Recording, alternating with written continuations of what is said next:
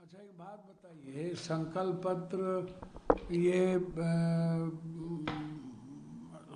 शराब पुरानी बोतल नहीं, फिर चुहिया की चुहिया। जो बात 11 साल आप बोल रहे हो, 11 साल के बाद आप बोल रहे हो, आपका कौन सा संकल्प? आप तो जुमलेबाजी की बात करते हो, कहते हो तो जुमला था। अगली बार भी संकल्प आपने कहा था दलित आदिवासी मरेगा तो नौकरी देंगे, क्या दे दिए? विशेष राज मिल गया, विशेष पैकेज मिल गया? क्या आपने वेतनमान कर दी? क्या आपने चोरी रोक दी? आप कह रहे हो अत्यंत पिछड़ी जाति को मैं दूंगा 10 लाख रुपया, और हमारे नेता कह रहे हैं कि मैं 50% अत्यंत पिछड़ी जाति को आरक्षण दूंगा निजी क्षेत्र में।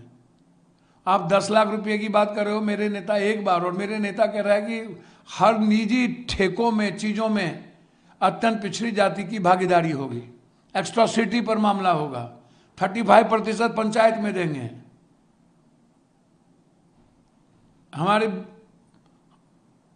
हम हिस्सेदारी भागीदारी की बात कर रहे हैं। हमने डिप्टी सीएम की बात की, हमने एसटी और माइनॉरिटीज के डिप्टी सीएम की बातचीत की। आप 12 सालों में एक मेट्रो सिटी दे नहीं पाए, अब आप क्या दोगे? पटना आप बना नहीं पाए, आप एक प्रधानमंत्री आदर्श गांव नहीं दे पाए, आप मक्का और मखान पर फैक्ट्री कितना लगाओगे? कि इसी तरह जमीन आप पूंजीपति कैपिटलिस्ट को देते रहोगे 1 रुपया में? इतने दिनों में ममता, आशा, आंगनबाड़ी, टोला मित्र, न्याय मित्र का क्या किया? एक तरफ आप कह रहे हो कि मैं सम्राट को मोदी जी बड़का आदमी बनाएंगे।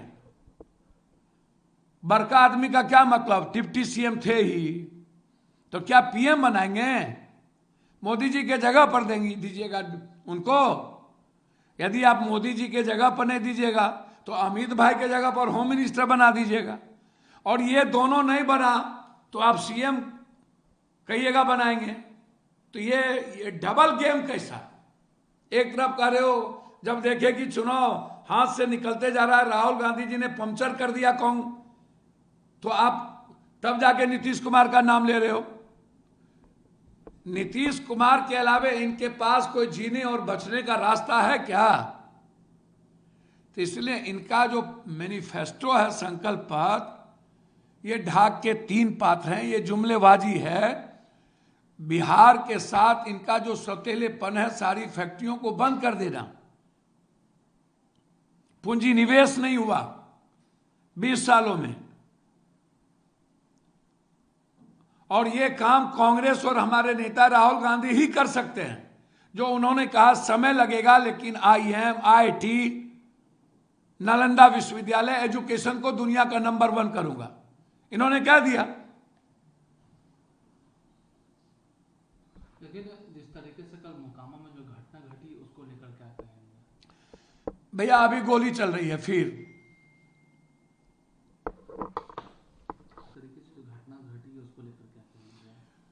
यह बहुत क्लियर है। मोकामा ही नहीं, लगातार कैंडिडेट पर वार कर रहे हो, बाढ़ के कैंडिडेट पर वार कर दिए आप। ये महागुंडा राज नहीं है तो क्या है?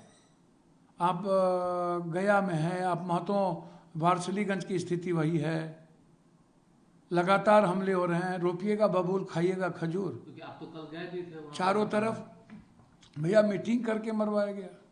कौन? एक ही, हर घटना में एक ही आतंक का नाम क्यों आता है? ये मैटर ये नहीं है कि धानु को मार रहे हो या यादव को। मैटर यह है यदि सूरजभान सिंह के साथ कोई भूमिहार समाज के लोग हैं या भूमिहार समाज के लोग किसी ने विरोध कर दिया तो उसको भी इनको मरवाना है, उनके घर पर भी गोली चलवाना है, और खुद जाके गोली चलाते हैं। हर बार आतंक को स्थापित क्यों किया जाता है? पिंटूस हत्याकांड में जब इनको जेल हो गई तो फिर यादवों ने और हमारे एक वरिष्ठ लोगों ने मिल करके पैसा दे करके इनके केस को रफा दफा कर दिया गया, और फिर इनको दूसरी पार्टी से टिकट दिया गया और वहां के यादव लोग इनको आका मान लिए। तो उस समाज में उधर यदि कभी यादव यहाँ का आका मान ले और कभी धानुक समाज इसको अपना आका मान ले, तो मुझे तो आश्चर्य होता है। हर दवाई का मर्ज एक ही आतंकी क्यों है? हर पार्टी का मर्ज एक ही आतंकी क्यों है?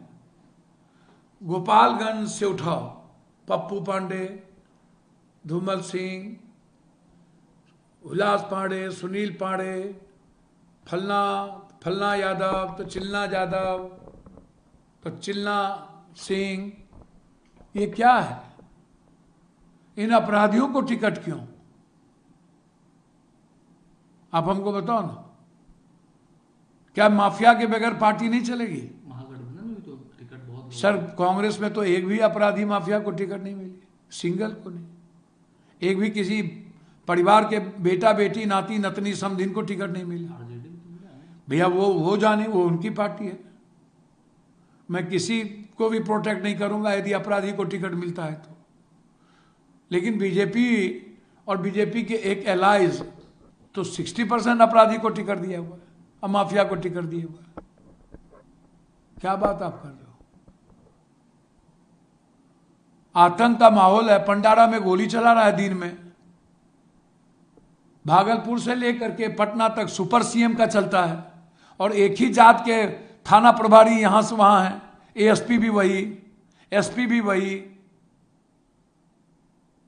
क्या है ये? क्या है? नीचे से टॉप टू बॉटम तक एक ही कास्ट का क्यों?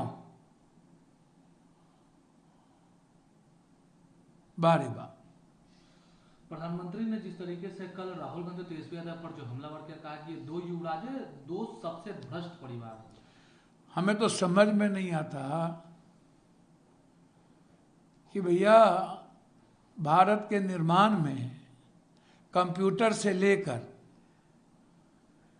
स्कूल कॉलेज आईआईएम आईटी से लेकर इंदिरा आवास, राजीव गांधी विद्युत परियोजना, software, mobile, MNREGA, right of food, right of education, right of health से लेकर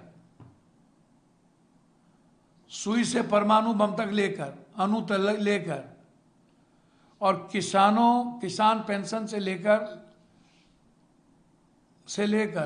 किसान योजना से लेकर बेटियों की पढ़ाई, एजुकेशन लोन, स्कॉलर, हैपन, ये जितनी चीजें हैं, छात्रवृत्ति, वृद्धा, विधवा, निःशक्त, ये 6 पेंशन, ये सब्सिडी, ये खाद, ये यूरिया, ये पोटास, ये कौन है? ये बाजार समिति, कांग्रेस। ये जितनी कांग्रेस ने फैक्ट्रियां लाई, आपने उतना फैक्ट्रियां बाहर कर दी, फैक्ट्रियां बंद कर दी। राफेल से लेकर के आप इतने भ्रष्ट हो कि आज तक के इतिहास में इतना भ्रष्टम सरकार आई नहीं। आप भारत की सारे पैसे पूंजीपतियों को दे दिए, गरीब और किसानों की सारी जमीन पूंजीपतियों को दे दी, और इस सारे बाहर जितनी फैक्ट्रियां खुल रही है, जितने पूंजी लग रहे हैं, उसमें सारा का सारा शेयर वर्तमान सरकार के टॉप 2-3 लोग हैं उसमें, 1 to 3। इतने भ्रष्टम हुआ।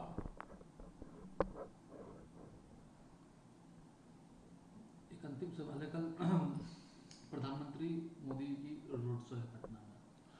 अच्छा एक बात बताइए, चुनाव में ही इनको याद क्यों आता है? रोड शो तो ये झारखंड में भी किए थे, रांची जीत गए। जहां रोड शो करते हैं वहां चुनाव हारते हैं। रोड शो तो चलता ही रहता है इनका। चुनाव में बहुरूपियागिरी, बदल लेना, रूप बदल लेना। बंगाल जाना तो रवन्ना टाइगर का ड्रेस पहन लेना, वहां जाना तो सिख का ड्रेस पहन लेना, वहां जाना तो उड़ीसा पंडा का ड्रेस पहन लेना। सही राहुल गांधी जी ने किया, ये बहुरूपिया है। इनको छठ और दुनिया भगवान से कोई मतलब नहीं है। इस चुनाव में इनको सब कुछ याद आता है। गलत नहीं बोला। राहुल गांधी ने जो स्टेटमेंट दिया था प्रधानमंत्री मोदी को लेकर, आपका समर्थन कर रहा है। इसमें कौन दो मत है? उन्होंने सही कहा कि इनको छठ से कोई लेना देना नहीं। इन्होंने तो एक भी ट्रेन नहीं दिया छठ में, वो भी जुमलाबाजी थी। 12,000 तो स्पेशल ट्रेन। एक ट्रेन नहीं सर, कौन ट्रेन सर, कहां से, कौन स्टेशन पर आया, क्या बोलते हो, चैलेंज है। रेलवे ने तो जानकारी नहीं दी इसकी। फिर जहां चैलेंज है, एक 50 ट्रेन का नाम बताओ ना, चलो मेरे साथ। एक भी ट्रेन कोसी सीमांचल नहीं आया, मिथिलांचल नहीं आया। इसी पर हो जाए चैलेंज। मैं 50 से 100 ट्रेन की बात कर रहा हूं। अब 12,000, अब 1200,